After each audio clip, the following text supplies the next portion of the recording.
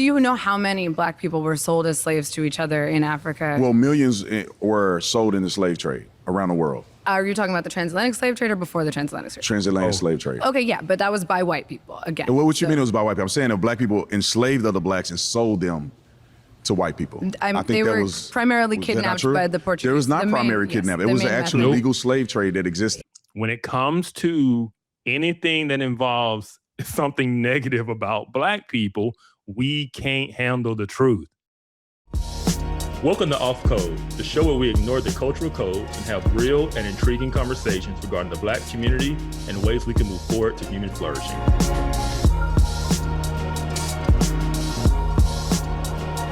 Hello, and welcome to another episode of Off Code. I am Monique Duson. And I am Kevin Briggins, and we are glad you guys are back with us again. Yes, how you doing? I'm good. I am really good. Yep, the Lord has been good. I can't complain. If I did, my wife wouldn't listen. No way. So. Hey. You know what? Brothers and sisters, saints, if y'all don't see Kevin next week. You know what happened. You're like, oh, you know what happened. You know what happened. For that. Yeah. Mm-hmm. Hey. But you, how about you? How you been doing? It's good. I'm good. I'm doing good. Yeah, I feel like can't complain. God is better than what I deserve. I'll say that. Absolutely. Amen. You know? Amen. Yes. Today we are going to dissect or evaluate the conversation that the debate Brandon Tatum had with 20 leftist Democrats. And so I'm not sure if everybody caught it, but I guess it was sometime last week, Jubilee is an organization that does debate style videos, commentary, and they release it on YouTube. And they have Brandon Tatum do a video that they call Surrounded, where you have one person in the middle and then 20 other people from the opposite perspective surround that person, and then they debate like for almost 2 hours. So Brandon Tatum was the conservative black on the debate side, and he was surrounded by 20 leftist liberal blacks surrounding him. And so I thought it was a really interesting debate, very impassioned, I'll say that, especially at the beginning. And so, yeah, you've seen the debate, right? Yeah, yes, I have seen it, unfortunately.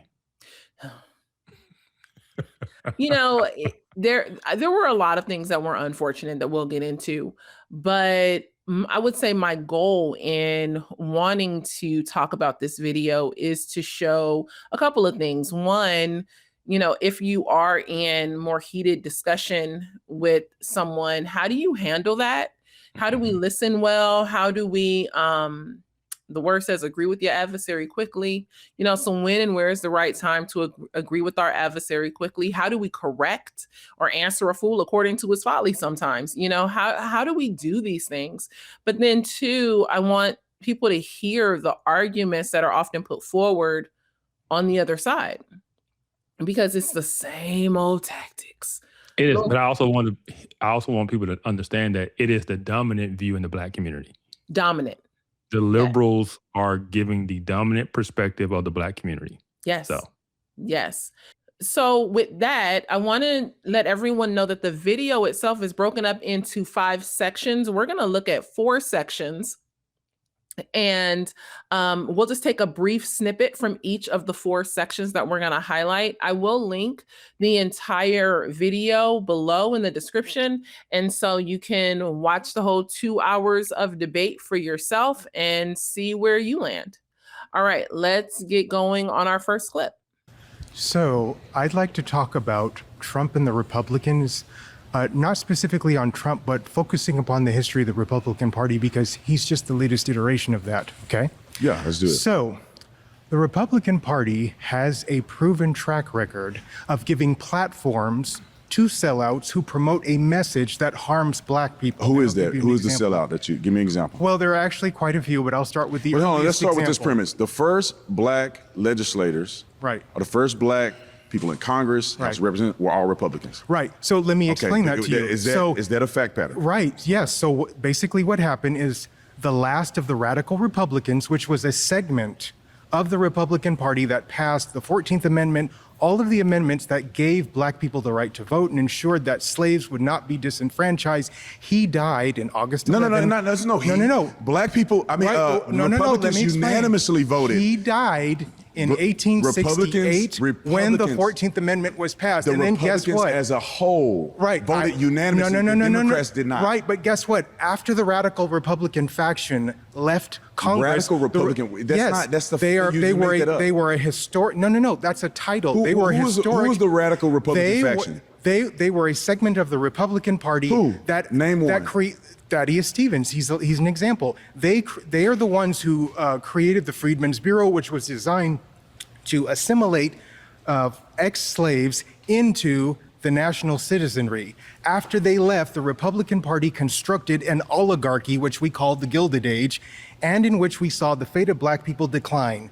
Black home ownership decline. Black voting decline. I hope they fact check you on all this. Of that. The Republicans unanimously voted. No, not after that. The Republicans unanimously voted for the 13th, 14th, and 15th Amendment. Yes, under the leadership of the radical Republicans, and they were progressives. Unanimously voted for the Civil Rights Act. Yes, and then after the radical Republicans left, they stopped doing that. When did the radical Republicans leave? You saying the radical 1868, the last person died. That's not true. It is 100% true. Because the Republicans unanimously voted let me get back to what I was saying. Let me get back to what I was saying. Okay. The Republicans unanimously voted for the Civil Rights Act. You're bulldozing and you're steamrolling because you don't want to hear what I have to say. Listen, brother.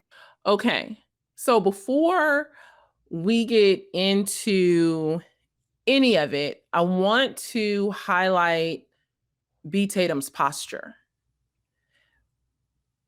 One, I can't give that much smoke because I would not want to be in his shoes right then. Part of my own struggle is how emotional I can get and how just quick I can, get with my tongue. And so debate is something that I have often steered away from because I just want to come quick and be like, you wrong, let me go.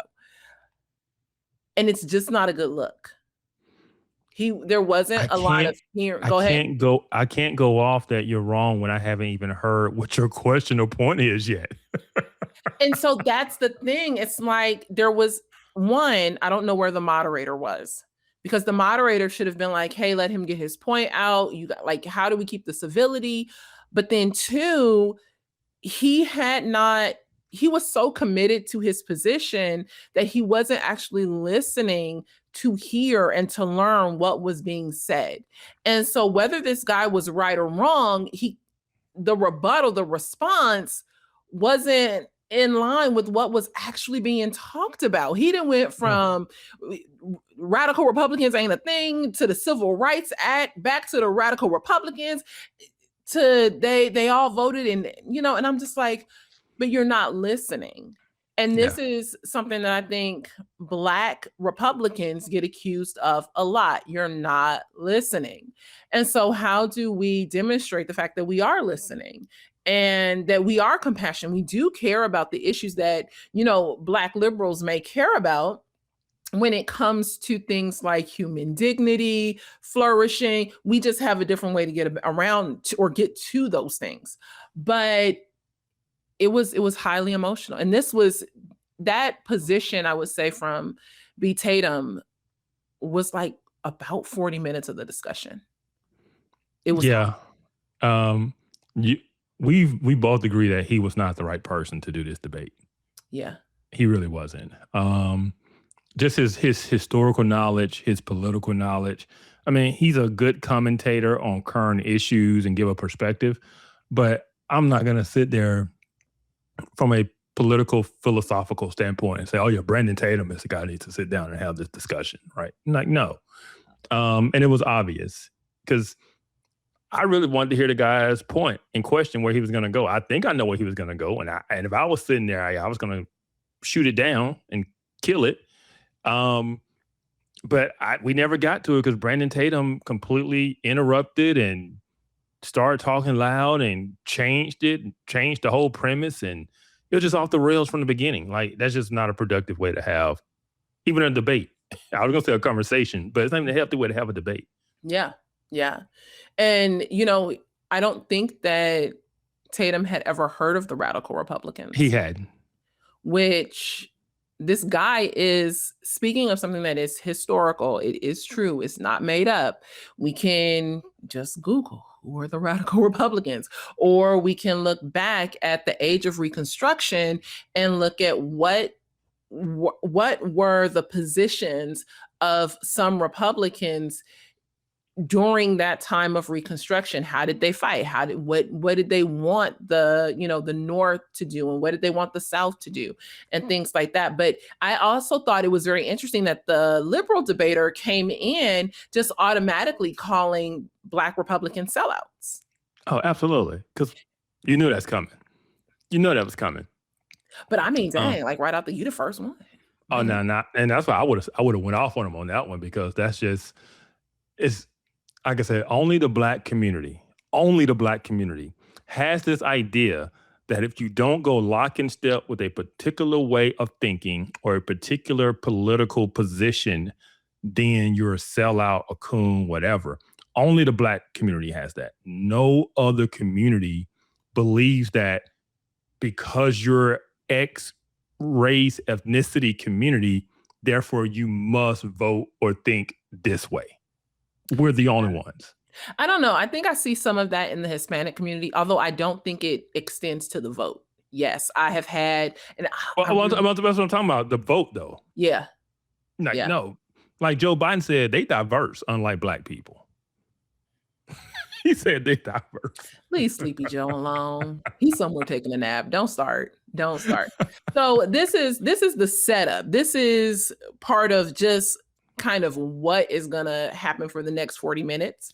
I'm gonna, I think, take us forward so that we can see what happens after things kind of calm down. I personally think that they pulled the coattails of everybody, because when people would sit down, they were hot. Like, he would say something, and I think people were coming in hot, like the debaters were coming in hot, because he had already shown up hot. Like, as soon as you would sit down, he was just like, nope, that's a lie. But it's a fact check on the side of the screen. It's like, no, that's true. Well, but actually, on the first clip, the fact checker was checking both of them. And the guy was wrong about the radical Republicans kind of going away or whatever. Like, their power diminished, but they didn't just like go away. But yeah, that to a certain degree, even though Tatum is conservative, it was typical Black cultural behavior. Like, we tend to debate very passionately, loudly, expressively.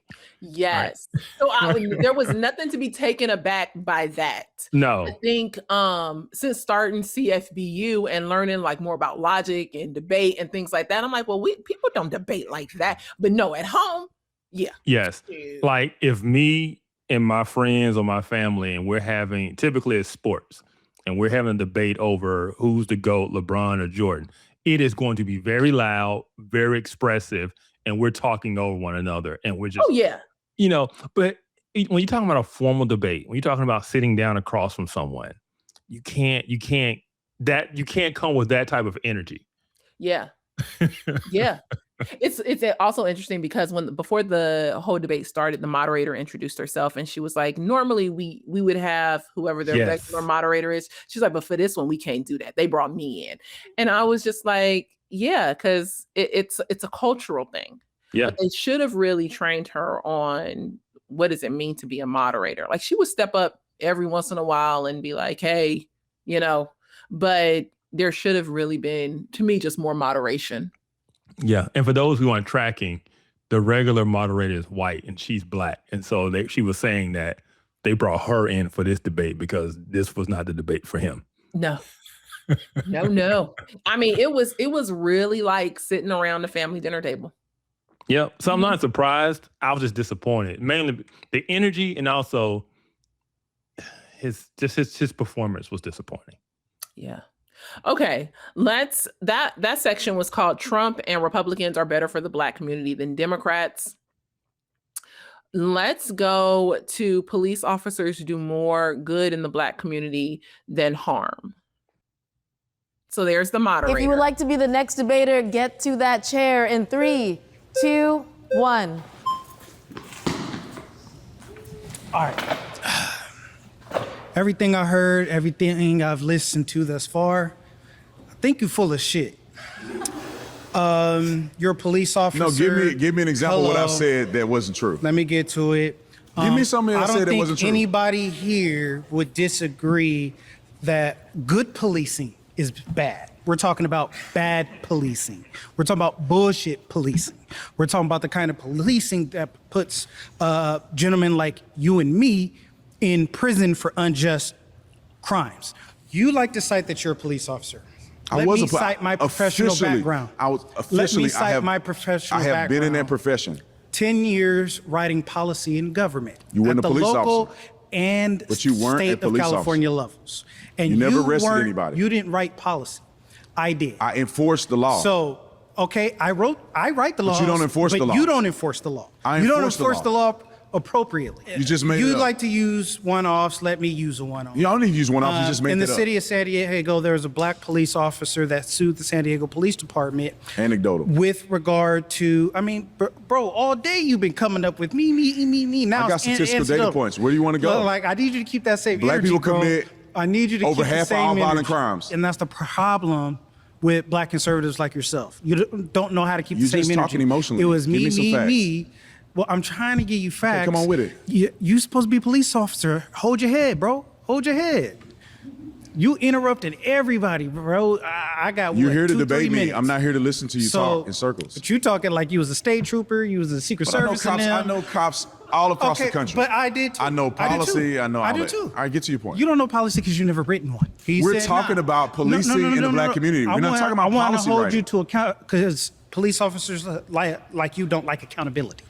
So I want to hold you to account. I'm trying to get my story out, and if I can finish my story. This is not story time, man. The point is, police do more good. The point was Police do more. So the emotions are still hot, but we aren't at the 40-minute mark yet. This is frustrating to watch. It really It's is. tough. It is tough. When I watched it earlier, I was frustrated. Like I said, just the demeanors, and then the information is all wrong. Like, and we can't get to the actual question or debate or the point to have the discussion. That's what's frustrating. Our Officer Tatum asked about mass shootings. A mass shooting is 4 or more people shot. Mm-hmm. Yes. It's not 2, it's 4. I had this exact same conversation today on Facebook. Black people refuse to believe that that the black community commits 50% of all homicides. They just don't believe it. Mm-hmm. And no matter what numbers you give them, they just won't accept it. Yeah. They just refuse to believe it, even though their eyes tell them that, right? They just think The bars on their windows tell them that. yeah, but they continuously just say, "Oh no, this is a white racist trope against black people. Therefore, this isn't real." Yeah. Right? And people need to understand that's how black people view a lot of things. It's through the lens of the past. And so no matter what the truth is today, Mm-hmm. like for instance, this Nolan Wells case in Mississippi. Father. I'm not gonna get into it because we just really don't know what happened. Mhm. But everybody want him to have been drowned. exactly. I I'm don't like, understand. Like, y'all don't want him to have, like, that his friends couldn't have they really want his been- friends to have killed him, but they're already doing the Emmett Till comparisons, right? Everything is through a lens of this Yeah. trauma past, right? And Yeah. so, yeah, black people just because there were things said about black people being violent in the 19 whatever, therefore crime statistics today and this idea that black people commit 50% of homicides is also now just a trope. Yeah. And it's like, no, it is factually true. Factually true. When the liberal debater, and this is something that I hear a lot too, well, white people commit more crimes overall. But you got to think about how many white It's people hard to understand. are in the country. It's a lot of them. So, but Yes. then when you look at the ratios, when you look at the percentages, the numbers, that it doesn't add up. And especially when you look at violent crime. I'll say this. It is intentionally they're gaslighting. And this is why I say that. They understand disparities when it comes to something that we want to be a part of. Ooh, break When it it comes down. to something positive, they understand statistics and disparities. But all of a sudden we start talking about crime and they just act stupid. Like, oh, well, no, all of a sudden,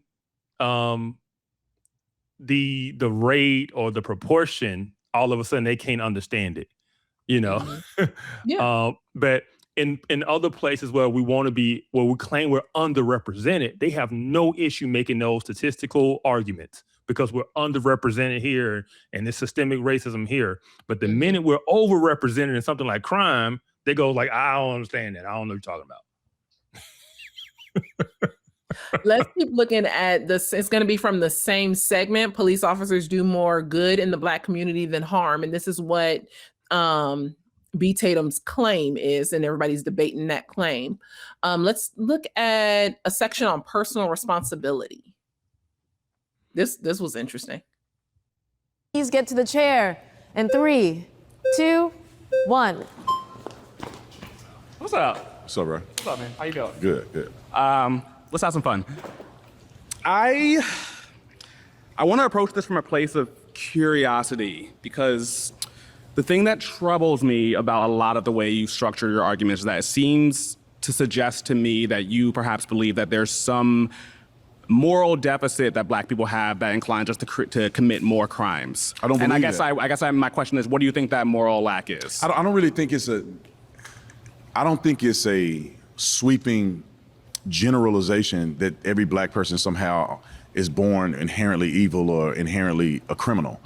I think that there's different things that do cause people to fall down a path of committing crimes, which is what their fathers did and what their mothers did. One might say context and systemic racism. Or I don't think it has. I think it had much to do with racism. No. I don't think it has. Like for instance, we can isolate criminal activity that happened in the Black community that has no hand or involvement from white people. Yeah. You know, a young man deciding to grab a gun and do a shooting has nothing to do with white people. A young man having sex with 5 and 6 women, getting them pregnant, and not standing up for his responsibilities has nothing to do with white people. See, but when you tell. So this clip I really wanted to highlight because I appreciated the fact that he listened. I really think that they pulled everybody's coattails. But I appreciated the fact that one, he heard him out, and two, he said it has nothing to do with whiteness. But, and you say this a lot, we're always tying our excuses to whiteness, to white people. And if our excuses are always tied to whiteness and white people, then it's going to take whiteness or white people in order to be able to free you from the chains that you connected to. And so, the context of personal responsibility can really come hard. We'll listen to the rest of that clip in just a minute, but I did want to hear your thoughts so far. Yeah, the guy, he basically came with the Ibram X. Kendi argument. Either there's something morally deficient in Black people or it's systemic racism, right? No other argument can be made. And it's just not true. That's just not true. And I don't remember if Brandon Tatum gets to it, but at the end of the day, it's culture, right? The reason you have poor white communities and poor Black communities who both struggle with poverty, who both have an element of crime that exists there. But when it comes to murders, the Black poor community is way up here. Why is that? Is it Black people are inherently more violent? No, it is a culture, right? It is gang culture. It is street culture. It's these rules of the street. It's about being disrespected and how you handle being disrespected. And all of these types of things, right? That's just culture. Right. And so, no, it's not that Black people are inherently X, but when you look at the pathologies within modern day inner city Black culture, it lends itself to how they handle conflict. And that conflict is handled with violence. Right. And so that's all it is. And so you have to change the culture. There's nothing systemic racism. There's nothing white people can do outside of coming in there and showing them how to live differently. And if you believe that what Black people need is for white people to come in and show us how to live civilly, then I'm not the one that's anti-Black. Well, he says something to that effect later on in the video. Let's finish out this conversation with the liberal debater. With 5 and 6 women getting him pregnant and not standing up for his responsibilities has nothing to do with white people. See, but when you tell stories like that, it seems to suggest that you're saying that black people are responsible for all of that versus these isolated incidents, these mythical isolated incidents that you're bringing up. I'm saying it's personal responsibility. Yeah, so you're saying there's no white man there. There's an epidemic of personal responsibility inside the black community. I agree with How that. do you measure that? By looking at the effects of it, looking at what black people are doing over time. So earlier, people have come up and given you a vast number of statistics that indicate systemic racism, inequality, poverty, education. It's happened over and over again. Yet you claim black people have an epidemic of personal responsibility, but you can't give a single statistic that indicates that. How do you have measure an that? epidemic of personal responsibility. You see the outcomes. Is it the rap music? That's one indicator. Yeah. It's rap music. It's rap music. Let the bodies hit the floor. Who wrote that song? Let me give you an example of why this is different. Yeah. Let me give you an example of why this is different. Come on. Let's talk about rap. And I'm gonna tell you how it has a negative effect on black people. Yeah. White people actually listen to rap music way more than black people do. Mm-hmm. They purchase it more. Mm-hmm. But black people are living the stuff that's in the music. Mm-hmm. White people fantasize of what it may be like to run up on your op and shoot somebody and kill them and go to prison. Bars. Come on. And selling dope in the hood to your own people. Yeah. Black people are living it. It's a reality. And it's reinforced. You cannot tell me that that's not a form of brainwashing. I've listened to a lot of rap music. You know what I've never done? Shot up a school. What does a school guy do anything?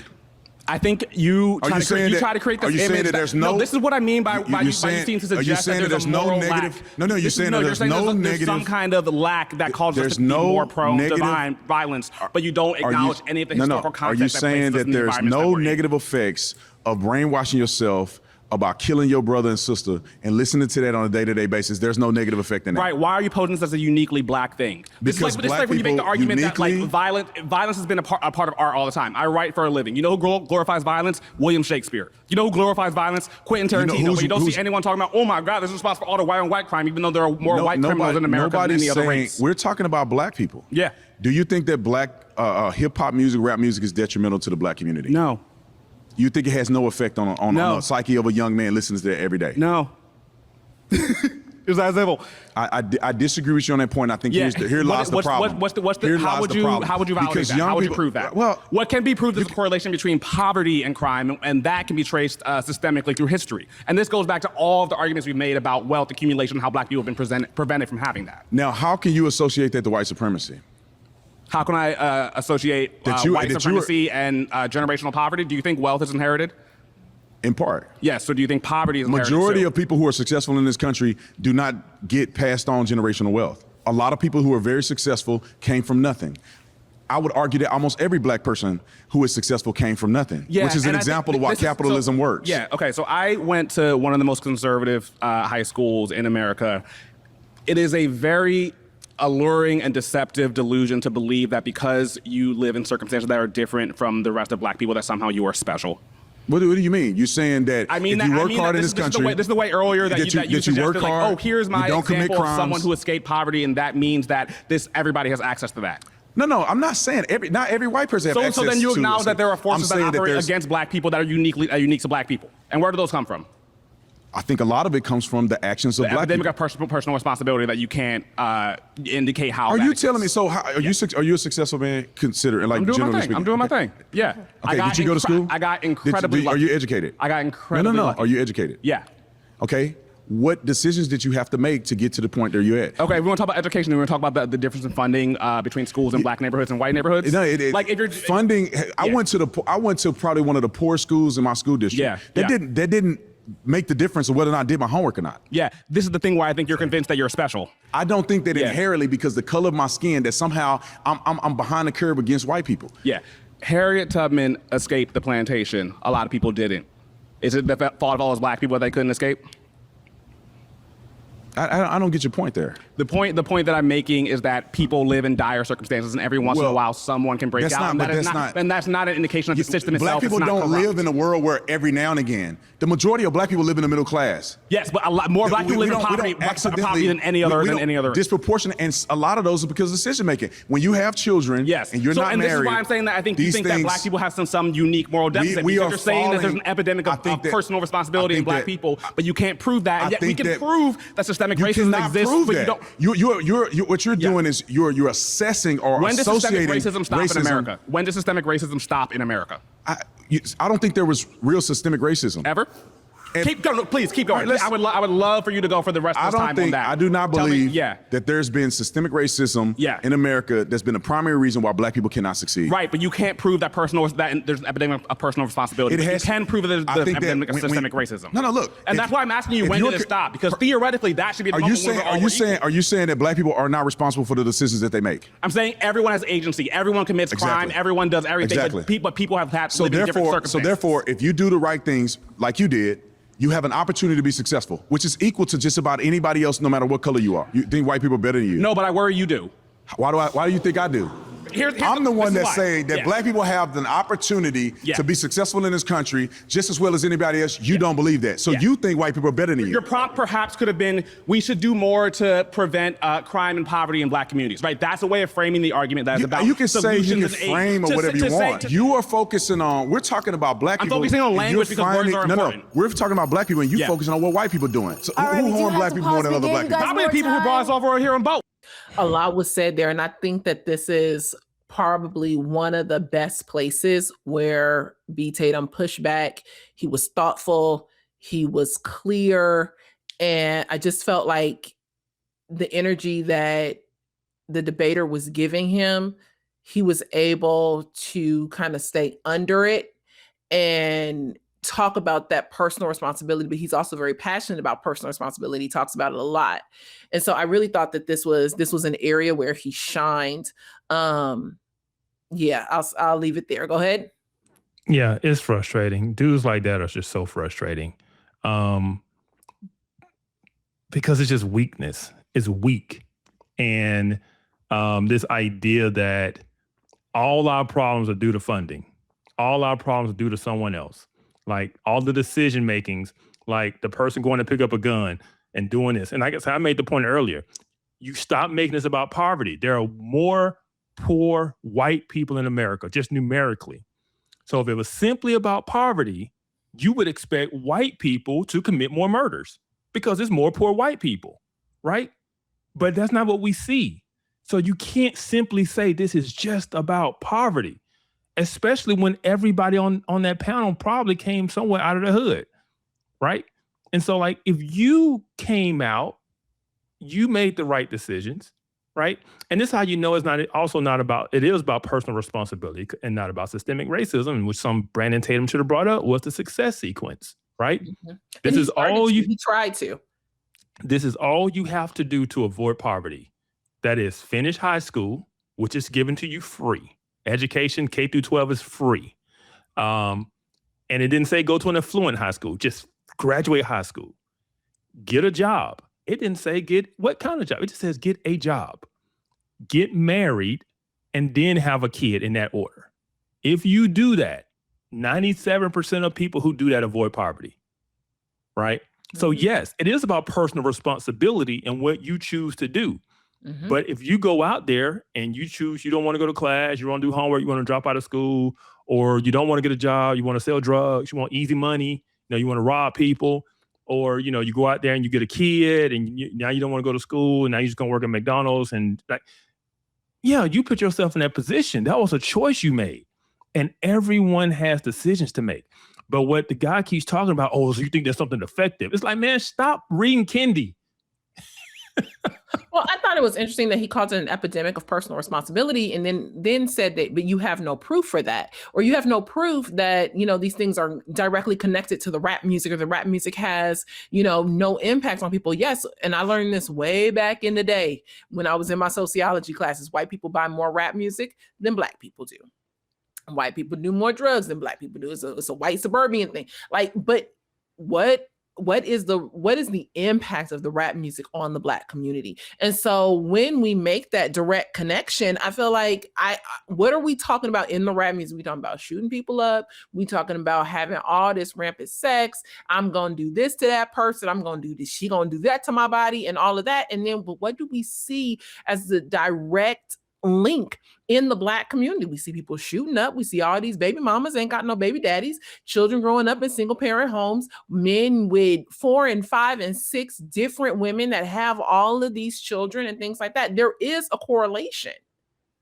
And so we can't just pretend like there isn't at least some form. We can investigate, is there a direct causation? But there is correlation. The more this music is produced, the more we see these things happening within our community. A good depiction of that is in our last election cycles when they had no voting, no vucking. Remember that? Or that when, song. I said, yeah, that song. And then they had Juvenile vax that thing up for the COVID shot. Instead of back that thing up, it was vax that thing up. They used Juvenile. And these are things aimed at the Black community. Right? It was either Megan Thee Stallion or it was Sexy Meg. Red, or it was Meg Thee Stallion. At the Kamala convention. Harris. Rally or whatever it was. And so if Black people don't know that this is what is really impacting your community, the white people who planned that song and who were doing Kamala Harris's rallies sure do. And so it's like, you can't pretend like this doesn't have an impact on your community. You can't have this idea that, like, if somebody offers you some thug rapped out music, that it's not going to make you vote a certain way. It's not going to make you shake a certain way. It's not going to make you think a certain way. And I don't know what it is, because we don't really see that high of a correlation in the white community. Yeah. That guy is the somewhat poster child for what I've experienced from Black people online having these conversations. And it is an inability to be honest. It just can't be honest. No one who has been honest can say rap music and hip hop music has no effect on the Black community. Yeah. That's just a lie. So either you're lying or you're just not. You rode the short bus to school. I'll just say that. Yeah. Because no one who's honest can say that. How can you say that hip hop culture has no effect on Black culture? Mm-hmm. That makes no sense. Everybody knows it does, right? And this is the example I like to use because it was when I was young and in school. That's when, and I already mentioned Juvenile, but it's when Juvenile was really popular, especially down here in the South. And the Hot Boys, that was their group. Oh, yeah. And Juvenile used to wear these gold glasses, these gold framed glasses. All of a sudden, guys in the hood who did not wear glasses. See, I wore glasses, but all of a sudden, everybody's wearing glasses, and they're wearing the Juvenile glasses, right? Wow, because Juvenile's wearing them. Yeah, it has an effect. Yes, like you look at the way people are dressing and stuff. They're mimicking the rappers, right? It has an effect on behavior, and so like to say that it doesn't, it's just crazy. That's just not. And so once he said no, I don't think it has any effect. Like, okay, you're not being honest. You're not here to have an honest conversation. You're just trying to, because he know conservatives are going to talk about the music. That's why he even brought it up. But you going to say rap music? He was ready for that. And he's already going to say, no, it doesn't have any effect. He's lying. He's lying. That guy's a liar. And that's why I would just say his time up. I can't talk with him. He would have had to get up out the chair. See, this is why you can't be in B. Tatum's seat either. No. If you just disingenuous, we can't have a conversation. I'm not wasting words on you. I'm not gonna waste words on you. It's a waste of time because you're not even being honest. You can't even have a dialogue. See, and I think I would have responded with some statistics. This amount of songs geared toward Black people. But that's the thing. He's asking for something that don't exist, for something that don't even need to be. He's asking for a statistic to something that doesn't need a statistic.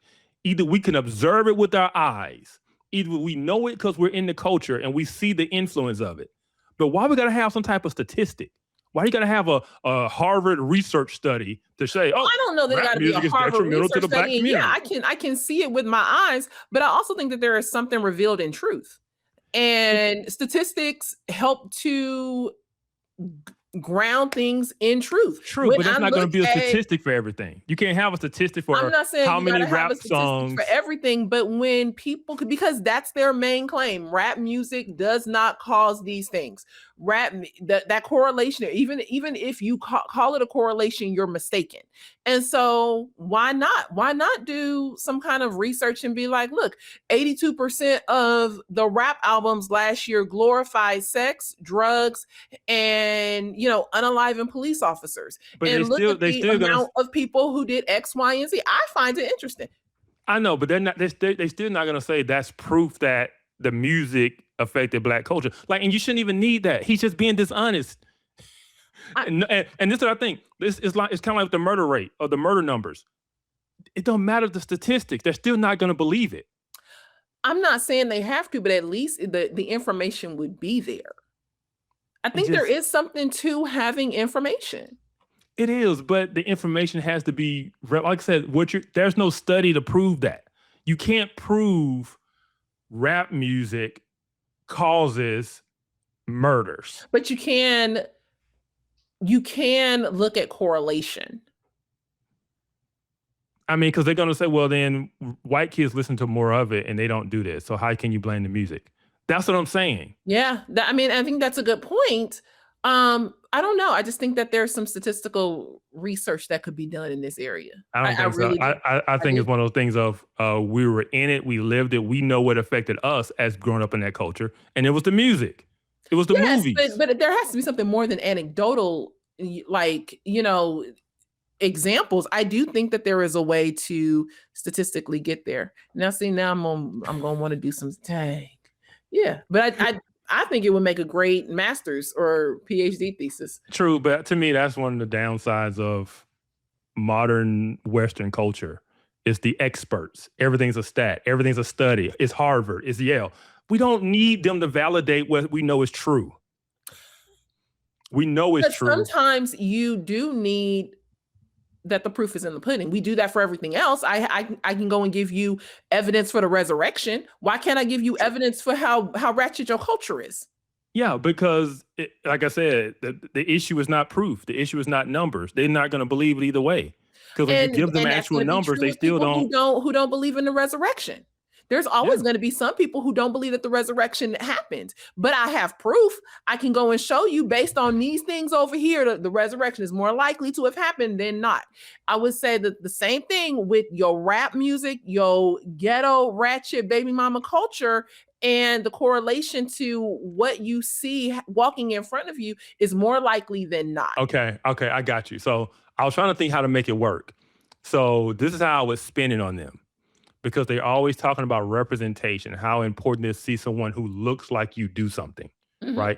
So you can say that's why it doesn't affect white kids as much, because the imagery that they're seeing isn't of them, right? And so Black kids are seeing this and emulating it because it is a representative of what they see in themselves. Yeah. That's what but I shouldn't have to use their own stupid logic and arguments. You shouldn't have to, but sometimes you got to answer a fool according to his folly. Like sometimes you just need to meet them and make it so that you are now without excuse. Yeah. Like now. And now you can reject that knowledge, but don't say that nobody ever told you. Man, we're running out of time. I know. I say this. I don't mind doing it. I shouldn't have to do that to prove the sky is blue, is what I'm saying. That's what's frustrating me. Yeah. We shouldn't even have to have this discussion. No, there's a lot of discussions we shouldn't have to have, but here we are off code. Okay, we only gonna get to one more section. Let's do Black people hurt Black people more than any other group. This will be fun for you. Okay. Back again. Okay, so thank you for clarifying the prompt for us, because I was a little confused reading it, because white people hurt white people around the same rates. But I guess my question is starting when and how are you quantifying harm? Okay, that's a great question. I think that we can go all the way back to the beginning if you want to in slavery. When the slave trade was proliferated, Black people enslaved each other. Where? In Africa. Black people enslaved other Blacks in Africa and sold them all over the world. That, to me, that's an incredible harm of black people inflicted on other blacks and perpetuated across the world.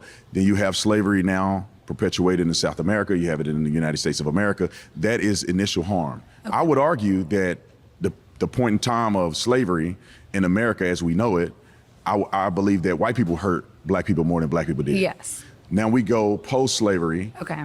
I believe that black people began to take the torch and destroy themselves or destroy other blacks more than any other group in America. Okay, so let's start post-slavery. I'm gonna ignore the thing about black people selling black people in Africa. Is that not true? Well, do you know how many black people were sold as slaves to each other in Africa? Well, millions were sold in the slave trade around the world. Are you talking about the transatlantic slave trade or before the transatlantic slave trade? Transatlantic slave trade. Okay, yeah, but that was by white people again. And what you mean it was by white people? I'm saying that black people enslaved other blacks and sold them to white people. I think they were primarily kidnapped by the Portuguese. There was not primary kidnapping. It was an actual legal slave trade that existed. Yes, and millions of transactions between Africans. The legal slave trade that existed before the transatlantic slave trade was mainly based on when a tribe conquered another tribe, they were prisoners of war, which is still enslaved, but it's different from the transatlantic slave trade when we're talking about black people hurting black people versus white people hurting black people, right? But I wanted to go focus. You go first. Yeah, she doesn't know what she's talking about. Not only did Africans sell other Africans to the Europeans, which was the primary way in which the slave trade occurred, but Africans were also selling other Africans to the Arabs to the east, long before the transatlantic slave trade. Mm-hmm. So slavery was a common thing on the African continent, and them selling slaves throughout the world was a common thing. She has no clue what she's talking about. And this is another thing we're talking about. When it comes to anything that involves something negative about black people, we can't handle the truth. Mm-hmm. You know, we're on the stand. And so so yeah, she has to kind of, okay, let me brush that off. Let me just go to something else. And he's like, no, let's talk about this thing because the way even in our American, school textbooks and stuff, we argue slavery as this uniquely white sin that happened, when in the reality it was a worldwide thing, and Africa played a big part of it. Africa was not a victim of the slave trade. Africa was a willing participant in it. Supplier is the word. Yes, they were on the block supplying. Hey, man, I need some slaves. What you got, man? I got white you. People was them fiends. They was like, you got a slave. You got a slave I can borrow. Hey, they on their ships on the coastline, like, hey, what you got? Yeah, right. Yeah.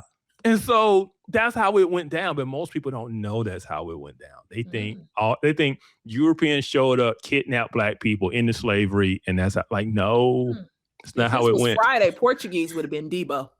Yeah, because the thing, you go to Africa today, and they still have the trade blocks at the coastline, right, and stuff like that. Like that's where it was. You port and you unload your goods to them.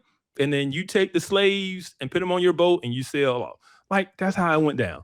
And white people couldn't, the idea that white people were going in and kidnapping black slaves, to me, that's so ludicrous. Think about it. What white person, especially during that time when diseases were so rampant and you had all of these bush tribes and things like that, if I am going into the jungles and going into all of this dense brush areas with, their level of diseases and the different malaria, animals, okay,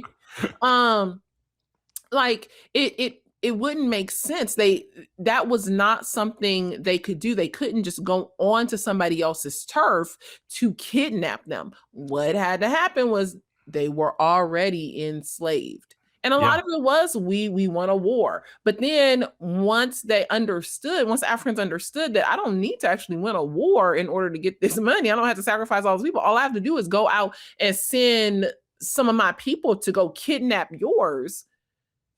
We don't really have to have all that beef. I'm just going to kidnap you. Or if you're out here, by yourself, we can kidnap you. We can sell you into the slave trade. I also appreciated the fact that you brought up about, we can't talk about things that really show the depravity of Africans, blacks, whatever. She was like, well, the fact that you talked about, blacks selling blacks, I'm just going to ignore that. Well, no, we can't just ignore that because we need to actually have an accurate history. We also shouldn't ignore that the very first legal slave owner was a Black guy. So in America. Yeah. And so we really need to understand our history better and not just want to sweep things under the rug. Nobody said we can't talk about whites, but we need to also have a full narrative of our history. Yeah. And it's just this kind of, man, we got to do a whole episode on it. On black racism. And I don't mean racism from a system and all that nonsense. I'm talking about racial prejudice. And there's a lot of racial prejudice in the Black community towards white people, right? Our whole framework for what we think is good in the world and wrong in the world is based on that framework. Yeah, we can talk about it. Yeah, and we're going to talk about it in an episode, but there's data. No, we just talked about data, right? And I just know this from experience.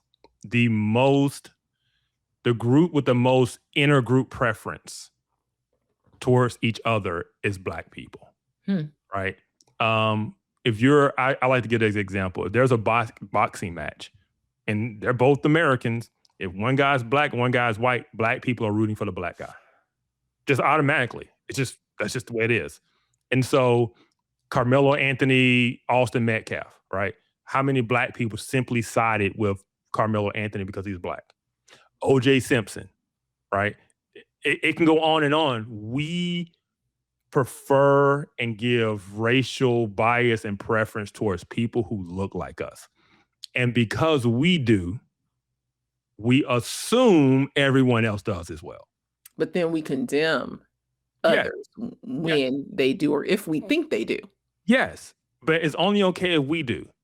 Because we have this idea that we've been sold, going back to Dr. King and just the way we're told history is, Black people are the moral foundation of America, right? We can do no wrong.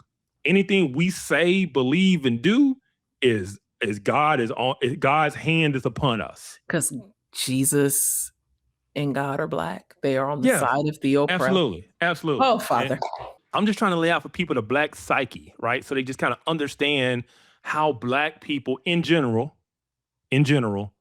tend to think about things.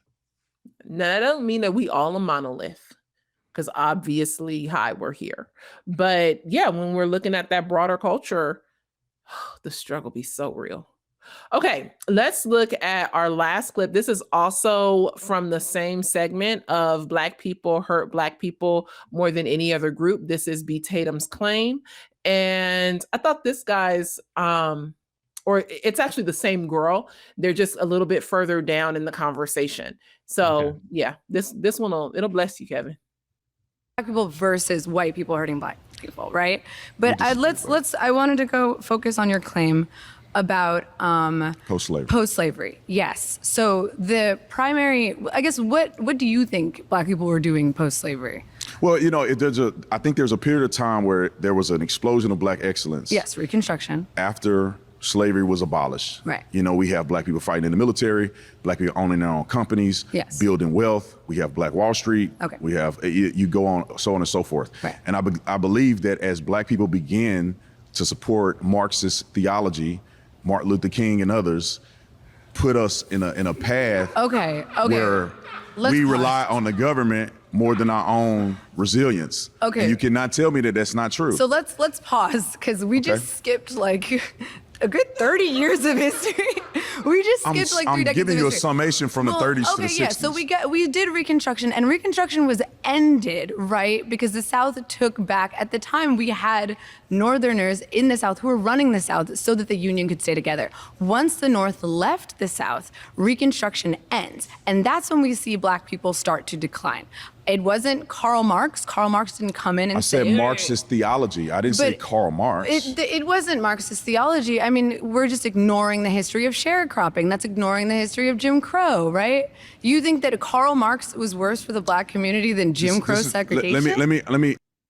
And that is the question that I think many people want to kind of skirt around, is that when we think about Marxism, socialism, the infiltration of communism in the 30s into the Black church and things like that, none of those things were as bad for us as Jim Crow, as racism.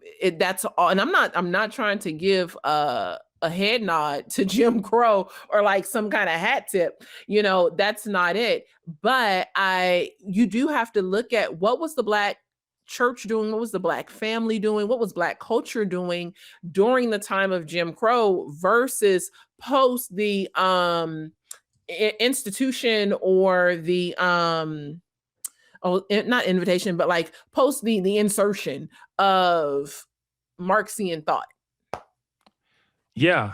And we've talked about this of we look at that era of Black Wall Street and all this type of stuff, but we never consider the principles and values that built it, right? And the principles and values that built it were not the principles and values of W.E.B. Du Bois. They were not the principles and values of the Black elite class. They were the principles and values of the working class, the Booker T. Washingtons, the pull yourself up, And so we did move more towards a Marxist mindset. We did move more towards a socialist mindset. Like I said, W.E.B. Du Bois was a Marxist. He founded the NAACP along with some white Marxists, right?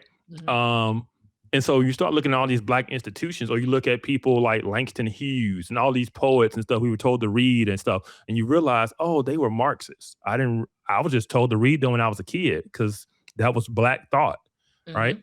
Those are the things that really took over in terms of the Black community and really hurt. And she talked about Reconstruction. Reconstruction ended in 1877, right? So the Civil War ends in 65. You've got Reconstruction for 12 years. It's a 12-year period. That's all it is, right? In the 1920s and 30s, Black people were still doing things, right? When they talk about Black Wall Street was in the 1920s. We talk about Black Harlem and the Harlem Renaissance within the 1900s. This is all post-Reconstruction. Yeah. Right? And so like this idea that Black people started to go down or stop producing because Reconstruction ended. Now, I do think Reconstruction ending was not a good thing. Yeah. It was trying to make some things right. And it ended for the sake of preserving the Union. Because at that point, like she said, the North was running the South. The South was occupied after the war by the North. Right. Yes. And so they came to, and I'm forgetting the name of the compromise now, but it was because the presidency looked like it was a tie. And so the president that won it, I'm thinking it was the Northern president, who it was one running against the other. Yeah. And the South said, hey, we will give you the presidency if you give us back the South. Yeah. And so at that point, that was the end of Reconstruction because everybody in the North who had come down for Reconstruction was pulled out because of all the troops and stuff. Yeah, was pulled out. This compromise that was made about the presidency. And so was that fair? Was that just? Absolutely not.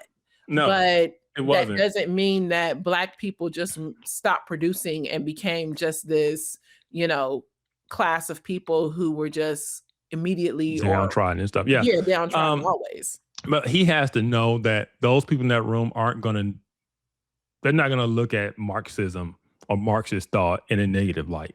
They just aren't. To them, it's liberation and it's Blackness. It's the fist, right? They're all in on that. Right. So if you're going to make that argument, you better know it and make it for real. Right? And I don't think Brandon Tatum was ready to really know what he was talking about to make a intelligent argument about the effects of Marxist ideology on the Black thought in the Black community. Which is sad.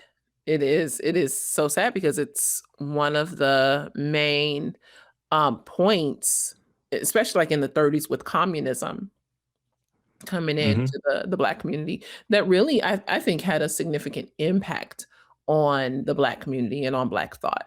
Yeah, and I would have just ate them up because they're all liberals. And so I'm like, yeah, the feminist movement of the 60s, the I don't need a man generation, the one that told women to leave their men, the war on poverty that subsidized single motherhood and made fathers irrelevant. I would have went to all their liberal stuff they love and like, yeah, this did it.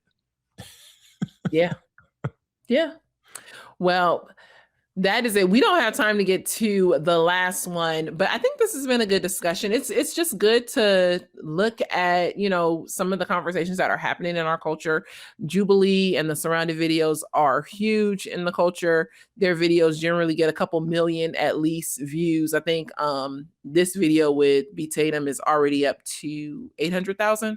So it's good. It's good to hear, what people say and what people think, and to also understand, like, how do we listen well? Yeah. And just of all the Black conservatives, they could have done better than Brandon Tatum. I'm just going to be honest. Yeah. Who would you have said? Of course, our friends Chad Jackson, Delano Squires would have been awesome. I think Carol Swain would have just gave him that work. Jason Riley. Yeah, there's a lot of people Yeah. who could have sat down and just really mopped the floor with that room. Glenn Lowry. Oh, Glenn Lowry, absolutely. Yeah. Yeah. If I had to pick somebody, say, Kevin, give me one person, it probably would have been Delano, just because Delano does a good job of speaking their language. And at the same time, really countering their arguments from a calm, level-headed disposition. Yeah. And letting his arguments. Yeah. I can see that. Yeah. All right, you guys. Well, this has been fun. Thank you so much for hanging out with us. We will see you on another episode of Off Code. Yep. Bye.